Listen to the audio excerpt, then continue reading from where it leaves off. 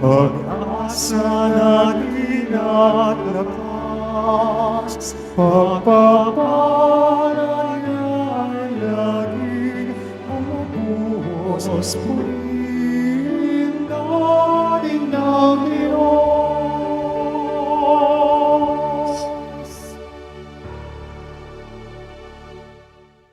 Sa ngalan ng Ama at ng Anak at ng Espiritu Santo, Amen. sumainyo ang Panginoon. At sumaiyo rin.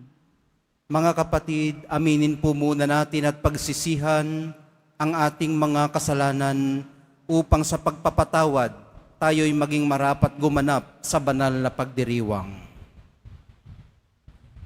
Inaamin ko Sa makapangyarihang Diyos at sa inyo mga kapatid, na lubha akong nagkasala sa isip, sa salita, sa gawa, at sa aking pagkukulang. Kaya isinasamo ko sa mahal na Birheng Maria, sa lahat ng mga anghel at mga banal, at sa inyo mga kapatid na ako'y ipanalangin sa Panginoong ating Diyos. Kaawaan tayo ng makapangyarihang Diyos, patawaring lahat ng mga pinagsisisihan nating kasalanan, at patnubayan tayo sa buhay na walang hanggan. Amen. Panginoon, kaawaan mo kami. Panginoon, kaawaan mo kami. Kristo, kaawaan mo kami. Kristo, kaawaan mo kami. Panginoon, kaawaan mo kami. Panginoon, kaawaan mo kami. Manalangin tayo. Ama naming makapangyarihan, kalugdan mo kami't pagbigyan na magkamit ng kaloob mong karagdagan upang sa maalab naming pananalig, pag-asa at pag-ibig, kami mamalaging tumatalima sa iyong kautusan sa pamamagitan ni Jesucristo, kasama ng Espiritu Santo, magpasawalang hanggan. Amen. Magsiupo muna ang lahat. Pagbasa mula sa aklat ng Eksodo. Ang mga Israelita ay nakarating sa ilang ng Sinai noong 3 buwan nang umalis sila sa Ehipto. Mula sa Rephidim, nagpatuloy sila sa ilang ng Sinai at nagkampo sa tapat ng bundok. Sinabi ng Panginoon kay Moises, "Magsasalita ako sa iyo mula sa makapal na ulap nang naririnig ng mga tao upang sila'y maniwala sa iyo habang panahon." At sinabi ni Moises sa Panginoon ang pasya ng mga tao. Sinabi ng Panginoon kay Moises, "Sabihin mo sa mga tao na humanda sa pagsamba sa akin ngayon at bukas. Kailangan labhan nila ang kanilang mga kasuotan at humanda sa makalawa, sapagkat ako ang Panginoon ay bababa sa bundok ng Sinai para makita ng mga tao."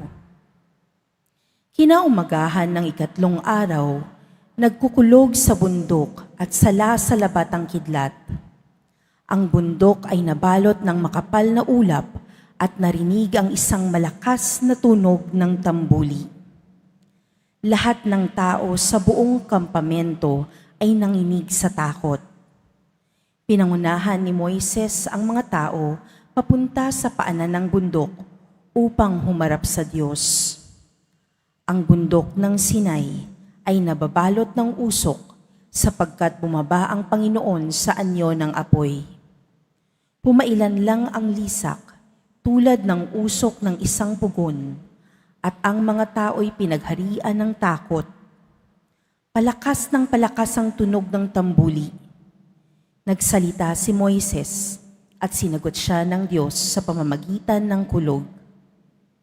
Ang Panginoon ay bumaba sa tuktok ng bundok ng Sinai at pinaakyat niya roon si Moises. Ang salita ng Diyos. Salamat sa Diyos. Purihin at ipagdangal ang Diyos magpakailanman. Purihin at ipagdangal ang Diyos magpakailanman. Pinupuri ka namin, Panginoon, Diyos ng aming mga ninuno. Karapat-dapat kang ipagdangal at dakilain magpakailanman. Purihin ang iyong banal at maluwalhating pangalan. Nararapat purihin at ipagdangal magpakailanman. Purihin at ipagdangal ang Diyos magpakailanman. Purihin ka sa iyong banal at marangal na tahanan. Lubhang karapat-dapat kang awitan at dakilain, magpakailanman. Purihin at ipagdangal ang Diyos magpakailanman. Purihin ka na nakaluklok sa maringal mong trono. Karapat-dapat kang awitan at dakilain, magpakailanman. Purihin at ipagdangal ang Diyos magpakailanman. Mula sa iyong luklukan sa ibabaw ng mga kerubin, nakikita mo ang kalaliman, ang daigdig ng mga patay. Karapat-dapat kang purihin at dakilain, magpakailanman. Purihin at ipagdangal ang Diyos magpakailanman. Purihin ka sa buong sangkalangitan, karapat-dapat kang awitan at dakilain, magpakailanman. Purihin at ipagdangal ang Diyos magpakailanman. Magsitayo na po ang lahat.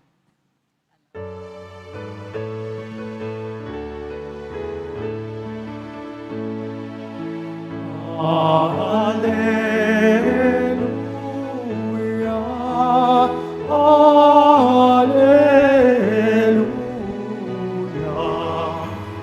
alleluia, alleluia.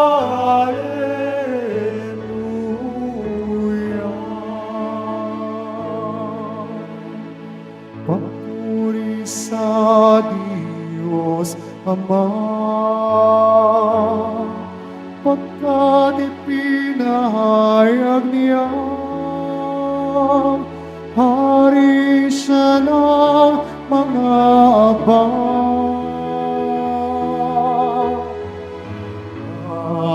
Alleluia, alleluia, alleluia,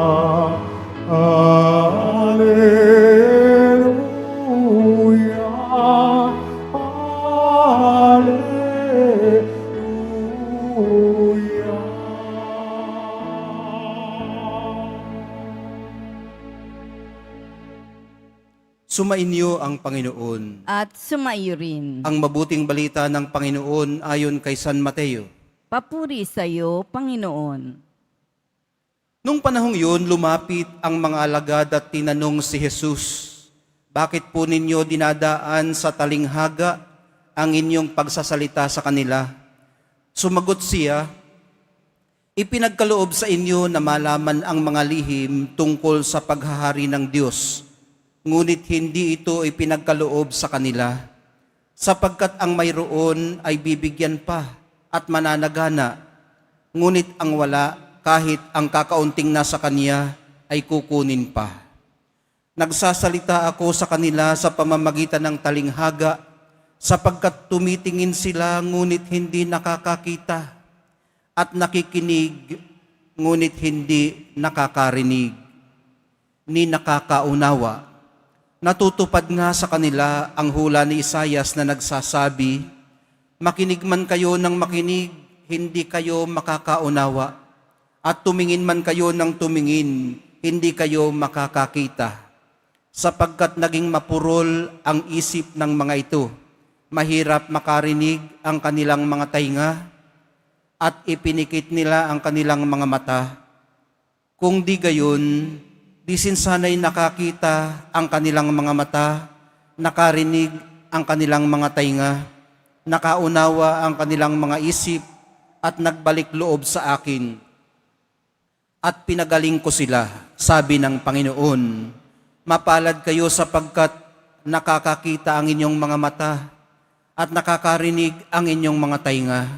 Sinasabi ko sa inyo, maraming propeta at matutuwid na tao ang nagnasang makakita sa inyong nakikita, ngunit hindi ito nakita, at makarinig sa inyong naririnig, ngunit hindi ito napakinggan." Ang mabuting balita ng ating kaligtasan. Pinupuri ka namin, Panginoong Hesukristo. Magsiupo ang lahat. At sa mga pagbasa po sa araw na ito, mga kapatid, napakinggan natin kung paano nagko-communicate ang Diyos sa atin sa maraming pamamaraan Sa unang pagbasa, ang sabi po niya kay Moises, magsasalita ako sa iyo mula sa makapal na ulap ng naririnig ng mga tao upang sila'y maniwala sa iyo habang panahon. Hindi nga lang po nila naintindihan ang sinasabi ng Diyos kay Moises. Alam man nilang ang Panginoon niyon, kulog naman ang napakinggan nila. Paano mo nga ba naman maiintindihan ang sinasabi ng Panginoon sa pamamagitan ng kulog? Pero nagtiwala po sila sa Panginoon at nagtiwala din po sila kay Moises na sa pamamagitan niya ay nangungusap nga ang Panginoon sa kanila. Hindi man po nila ito tuluyang maintindihan. Sa Ebanghelyo, mga kapatid, napakalinaw ang pagsasalita ng Nazareno. Gumagamit pa po siya ng mga talinghaga para ipaliwanag ang kanyang sinasabi sa halip na kulog. Hindi pa rin siya maintindihan ng karamihang tao. Ano po bang meron kaya doon? Well, ang meron po doon, mga kapatid, ay ang katuparan ng matagal nang sinabi ni Propeta Isaias na makinig man kayo ng makinig, hindi kayo makakaunawa, at tumingin man kayo ng tumingin, hindi kayo makakakita. Wala hong ipinagkaiba yan, sa nakikita na nga, pero parang hindi tinitingnan. At naririnig na nga, pero parang hindi napapakinggan. Matutuluyan kumbaga. Kasi ang sabi, ang mayroon ay bibigyan pa at mananagana. Ngunit ang wala, kahit ang kakaunting nasa kanya, ay kukunin pa. Yun ho, yun ang medyo negative side ng katotohanan ito. Tingnan naman natin yung positive. Sa kabilang banda, mga kapatid, habang ating itinutuon ang ating atensyon sa Kanya, at samantalang sinisika po nating mapakinggan ang mensahe niya sa ating buhay, mas lalo po tayong napapalapit sa Kanya. Hindi man natin tuluyang maintindihan, pero ang ating kalooban napapalapit sa Kanya. Mas malaki po ang posibilidad na maunawaan natin siya pag malapit tayo sa Kanya. Gayon din, pag nakapasok tayo sa ating sarili, mas malaki din ang posibilidad na mahawakan natin ang ating sarili. Sa gayon, mas maiintindihan natin ang ating kapwa. Magkakaintindihan tayo, magkakaunawaan. Hindi man tayo ganun karunong, katulad ng sinasabi sa mga pagbasa, pero binibigyan tayo ng pagkakataon na umunawa. Iba ho kasing function ang pag-unawa kaysa pag-intindi. Pag-intindi sa bandarito, pag-unawa sa bandarito. Ano mga kapatid? Okay. Malimit nyo yung marinig sa akin. Sabi nga po ng Nazareno, mapalad kayo sapagkat nakakakita ang inyong mga mata at nakakarinig ang inyong mga tainga. Yun ho ang tinutukoy doon, Hindi ito tungkol sa bulag at sa bingi. Tungkol po ito sa pagtingin at pakikinig, hindi po sa kakayahan na makakita at makarinig na pisikal. Pero alam nyo mga kapatid, dahil nga ito ay naiintindihan ng Nazareno, nauunawaan niya na kahit may kakayanan tayong makakita at makarinig at gusto nating maintindihan, kinukulang pa tayo. Kumbaga, he ran the extra mile. Binigyan niya tayo ng pagkakataon na makita siya, mahawakan, mapakinggan, at maranasan ng konkreto.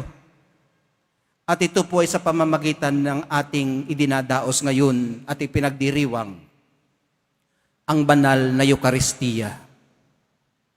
Naririto po siyang nakikisalamuha sa ating lahat. Nakatingin at nakatingin at nakikinig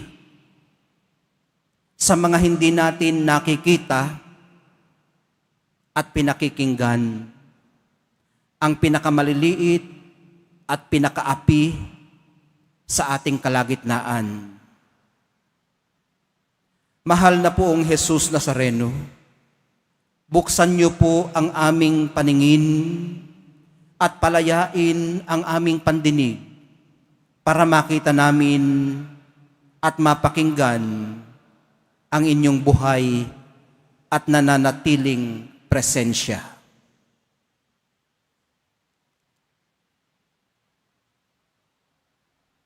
Magsitayo na po ang lahat.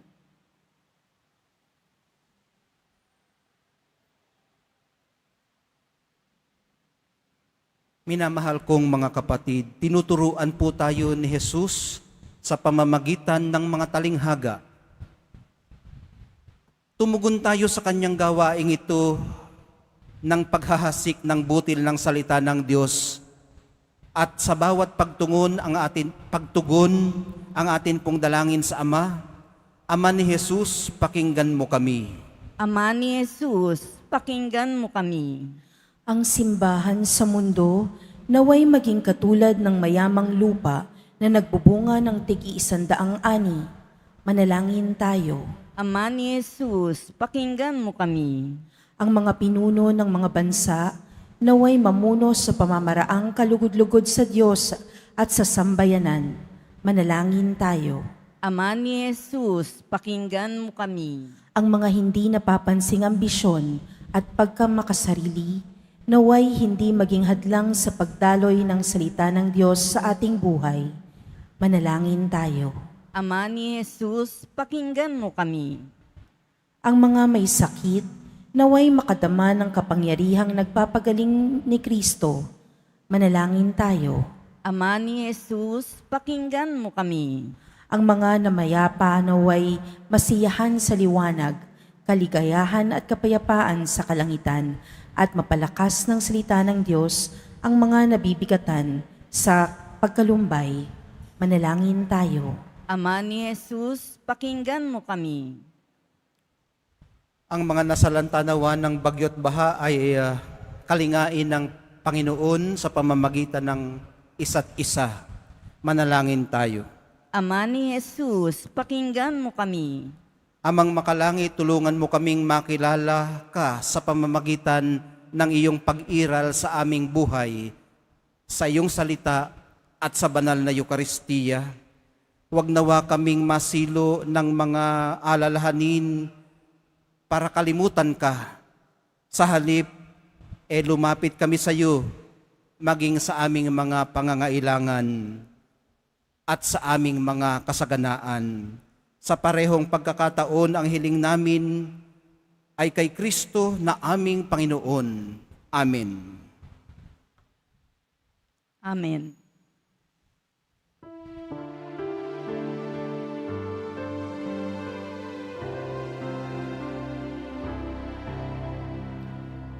Tanggapin niyo, O Diyos naming Ama, nakayanan namin alay sa inyo. Galing din po sa inyo mga biyaya na ito, tinapay at sa aming halik. Inyong puno ay iyong ikaligaya. Kung mamarapatin ko, sila'y iyong gawin. Katawan at dugo ng iyong anak, minamahal namin Jesus. Minamahal namin Jesus. Magsitayo na po ang lahat. Halina't manalangin mga kapatid upang itong ating paghahain ay kalugdan ng Diyos Amang makapangyarihan. Tanggapin nawa ng Panginoon itong paghahain sa iyong mga kamay, sa kapurihan niya at karangalan, sa ating kapakinabangan at sa buong sambayanan niyang banal. Ama naming lumikha, lahat ng iyong mga paghahaing ipinag-utos noong araw ay iyong pinagtibay sa isang haing hantungan ng tanan. Tanggapin mo ang ginaganap ngayon ng iyong mga lingkod at basbasan ng mga ito ng kabanalang gaya ng iyong kaloob. Sa mga alay ni Abel na lubha mong ikinalugod upang ang mga handog ng bawat isang nagkaloob para sambahin ang banal mong ngalan ay magkamit ng karagdagan mong kasiyahan sa pamamagitan ni Hesukristo kasama ng Espiritu Santo magpasawalang hanggan. Amen. Sumainyo ang Panginoon. At sumaiyo rin. Itaas sa Diyos ang inyong puso at diwa. Itinaas na namin sa Panginoon. Pasalamatan natin ang Panginoong ating Diyos. Marapat na siya ay pasalamatan. Ama naming makapangyarihan, tunay ngang marapat na ikaw ay aming pasalamatan. Pinagbibigyan mong ito'y aming maihayag, kahit na ito'y walang anumang maidaragdag sa kadakilaang sa iyo ay likas. Sa pagpupuri nami ang nakikinabang ay kami ring iyong pinakikiharapan sa pamamagitan ng iyong anak na minamahal. Kaya kaisa ng mga anghel na nagsisiawit ng papuri sa iyo nang walang humpay sa kalangitan, kami nagbubunyi sa iyong kadakilaan.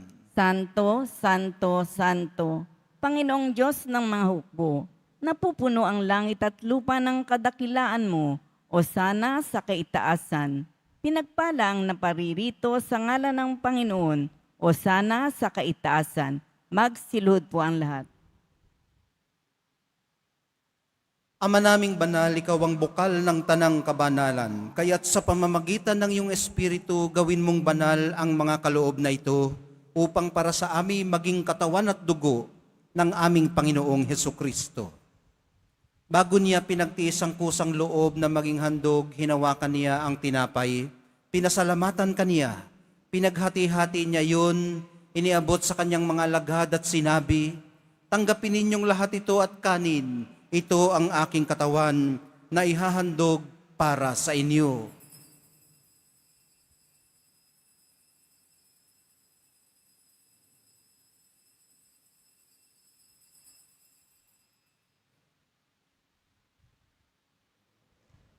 Gayon din naman nung matapos ang hapunan, hinawakan niya ang kalis.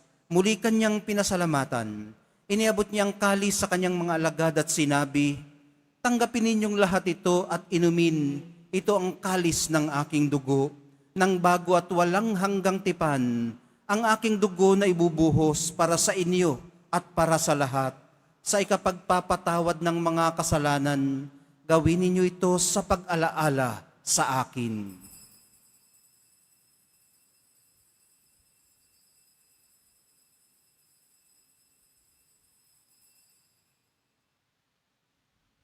Magsitayo na po ang lahat. Ipagbunyi natin ang misteryo ng pananampalataya. Si Kristo'y namatay, si Kristo'y nabuhay, si Kristo'y babalik sa wakas ng panahon. Ama, ginagawa namin ngayon ang pag-alala sa pagkamatay at muling pagkabuhay ng iyong anak. Kaya't iniaalay namin sa iyo ang tinapay na nagbibigay buhay at ang kalis na nagkakaloob ng kaligtasan. Kami nagpapasalamat dahil kami yung minarapat na tumayo sa harap mo para maglingkod sa iyo. Isinasamo namin kaming magsasalo-salo sa katawan at dugo ni Kristo ay mabuklod sa pagkakaisa sa pamamagitan ng Espiritu Santo. Amalingapin mo ang iyong simbahang laganap sa buong daigdig. Puspusin mo kami sa pag-ibig. Kaisa ni Leo na aming Santo Papa at ni Jose naming Obispo at ng Tanang Kaparian. Alalahanin mo rin ang mga mahal namin sa buhay na nahimlay nang may pag-asang sila'y muling mabubuhay, gayon din ang lahat ng mga pumanaw. Kaawaan mo sila at patuloyin sa iyong kaliwanagan. Kaawaan mo at pagindapatin kaming lahat na makasalo sa iyong buhay na walang wakas. Kaisa ng mahal na Birheng Maria na ina ng Diyos, ng kabiyak ng puso niyang si San Jose, kaisa ng mga apostol ni San Juan Bautista at ng lahat ng mga banal na namuhay dito sa daigdig ng kalugod-lugod sa iyo, maipagdiwang nawa namin ang pagpupuri sa ikararangal mo sa pamamagitan ng iyong anak na aming Panginoong Hesukristo. Sa pamamagitan ni Kristo, kasama niya at sa Kanya, ang lahat ng parangal at papuri ay sa iyo, Diyos Amang makapangyarihan, kasama ng Espiritu Santo, magpasawalang hanggan. Amen. Sa tagubili ng mga nakagagaling na utos at sa turo ni Jesus na Panginoon natin at Diyos, ipahayag po natin ang lakas loob. Ama namin, Sumasalangit ka, sambahin ang ngalan mo, mapasa amin ng kaharian mo, sundin ang loob mo dito sa lupa para ng sa langit. Bigyan mo kami ngayon ng aming kakanin sa araw-araw, at patawarin mo kami sa aming mga sala, para ng pagpapatawad namin sa nagkakasala sa amin. At huwag mo kaming ipahintulot sa tukso, at yadya mo kami sa lahat ng masama. Hinihiling po namin kami iadya sa lahat ng masama, pagkalooban ng kapayapaan araw-araw, iligtas sa kasalanan, at ilayo sa lahat ng kapahamakan, samantalang aming pinananabikan ang dakilang araw ng pagpapahayag ng tagapagligtas naming si Hesukristo. Sapagkat iyo ang kaharian at ang kapangyarihan at ang kapurihan magpakailanman. Amen. Panginoong Hesukristo, sinabi mo sa iyong mga apostol, kapayapaan ang iniiwan ko sa inyo, ang aking kapayapaan ang ibinibigay ko sa inyo. Tunghayan mo ang aming pananampalataya at huwag ang aming pagkakasala. Pagkalooban mo kami ng kapayapaan at pagkakaisa ayon sa iyong kalooban, kasama ng Espiritu Santo, magpasawalang hanggan. Amen. Ang kapayapaan ng Panginoon ay laging sumainyo. At sumaiyo rin. Magbigayan po kayo ng kapayapaan sa isa't isa. Kordero ng Diyos na nag-aalis ng mga kasalanan ng sanlibutan, maawa ka sa amin. Kordero ng Diyos na nag-aalis ng mga kasalanan ng sanlibutan, maawa ka sa amin. Kordero ng Diyos na nag-aalis ng mga kasalanan ng sanlibutan, ipagkaloob mo sa amin ang kapayapaan. Magsilod po ang lahat.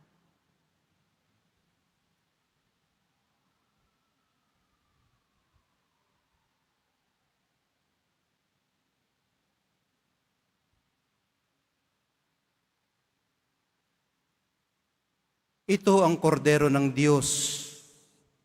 Ito ang nag-aalis ng kasalanan ng sanlibutan. Mapalad ang mga inaanyayahan sa kaniyang piging. Panginoon, hindi ako karapat-dapat na magpatuloy sa iyo. Ngunit sa isang salita mo lamang ay gagaling na May ako. the body and blood of Christ bring us to everlasting life. Amen.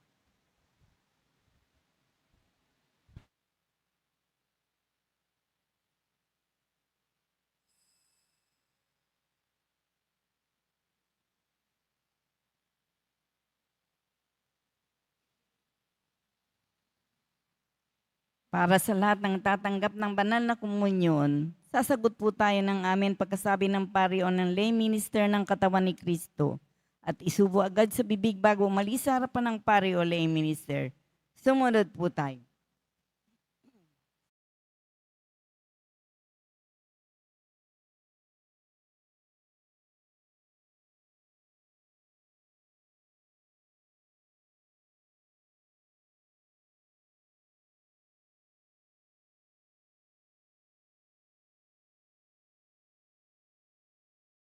Manalangin po tayo. Ama naming mapagmahal, manatili kang kapiling ng iyong sambayanan na ngayon pinapakinabang mo sa iyong sariling buhay at gawin mong kami pasulong na makahakbang mula sa dati naming pagkamakasalanan patungo sa pagbabagong nagdudulot ng iyong kabutihan sa pamamagitan ni Jesucristo kasama ng Espiritu Santo magpasawalang hanggan. Amen. Sumainyo ang Panginoon. At sumaiyo rin. Mahal na poong Jesus Nazareno, inihayag mo sa pamamagitan ng krus ang walang maliw na pag-ibig ng Diyos sa sangkatauhan. Pakinggan mo ang kahilingan lalo na para sa mga nangangailangan ng iyong tulong at awa. Makamtanawa namin ang inyong kasagutan na may utang na loob na tinatanaw. Basbasan din po ninyo itong mga imahin at dasalan upang lalo kaming manalangin at magtiwala. Sa pamamagitan ng bendisyon na ito, naway lalo kaming maging mapaglingkod, masunurin at tapat sa iyo na aming malwalhating Panginoon magpasawalang hanggan. Amen. At pagpalaing kayong lahat, pati na ang inyong buong pamilya at mga komunidad ng makapangyarihan at mapagmahal na Diyos, Ama, Anak, at Espiritu Santo. Amen. Pumayo kayong taglay ang kapayapaan ng mahal na poong Jesus Nazareno. Salamat sa Diyos.